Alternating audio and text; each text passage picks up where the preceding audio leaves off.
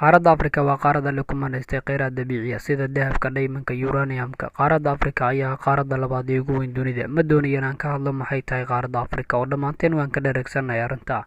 Balse waxaan doonayaa inaan ka hadlo hadalla ay yiraahdeen qaar ka mid ah madaxda caalamka, hadallada oo ku wajahan dadka qaaradda iyo madaxdooda. Qaaradda Afrika waqtiyadan dambe uu ku jiro tartan xooggan oo u dhexeeya wadamada dhaqaalaha leh, laguna tartamayo sidii loo maalgashan lahaa qaaraddan. Tartanka oo maanta xooggiisu hogaaminaya Shiinaha oo mashaariicyo fara badan ka wada qaaradda Afrika. Waxaan maqalnaa sanad walba shir u dhexeeya madaxda qaaradda iyo wadamada qaar. Shirka Shiinaha iyo Afrika, India iyo Afrika iyo Midowga Yurub iyo Afrika. Afrika ayaa ah qaarad kheyraad badan ceegaago. kheyraadka aan looga faa'iideysan sidii loo baahnaa, waana qaarad inta badan hogaamiyaan soona hogaamiyeen kala taliyayaal awood militari ku maamula. taa u horseetay dib u dhac ana dhigtay qaarad ka dambeyda caalamka intiisa kale. Madaxweynaha dalka Ruushka ayaa yiri sida tan: Afrika waa qabriga Afrikaanta.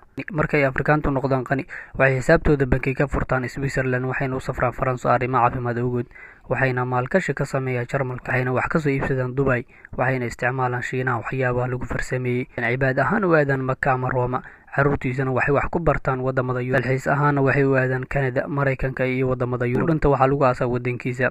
Haddaba Afrika waa qabuuraha Afrikaanta. sidee bay ku horumartaa qabuuro? Sidaa waxaa yidhi madaxweynaha Ruushka Vladimir Putin. sidoo kale madaxweynaha Maraykanka Trump ayaa yidhi sida tan: haddii 50 sano xornimo kadib aydan dhisan hal warshad oo muhiim ah, ma bini'aadan baa tihiin. haddii aad ku fadhidaan dahab, diamond, uranium, shidaal, dadkiina cunno aynan haysan, ma bini'aadan baa tihiin. haddii aad leedihiin awood, hubna aad ka soo iibsataan shisheeyaha, shacabkiinana aad ku leynaysaan, ma bini'aadan baa tihiin. sidaas waxaa yidhi Trump. hadalkan iyo kii ka horreeyay uu yidhi Putin waxay ka turjumayaan xaqiiqda qaaradda, waana arrin muuqata, lana doonaya in wax laga bedelo si qaaradda ula tartanto dunida inteeda kale.